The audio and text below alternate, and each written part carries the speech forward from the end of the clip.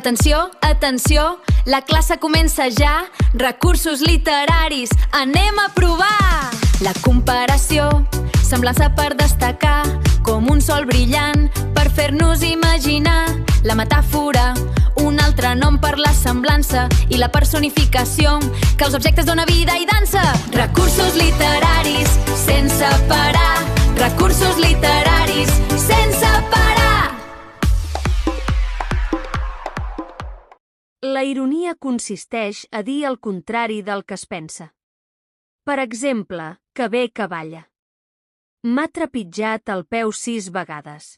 Atenció, atenció, que la lliçó arrenca. Parlem d'ironia, la figura més trencadora. Dius el contrari, amb gràcia i amb un somriure, per fer-nos pensar i una mica riure. Plou a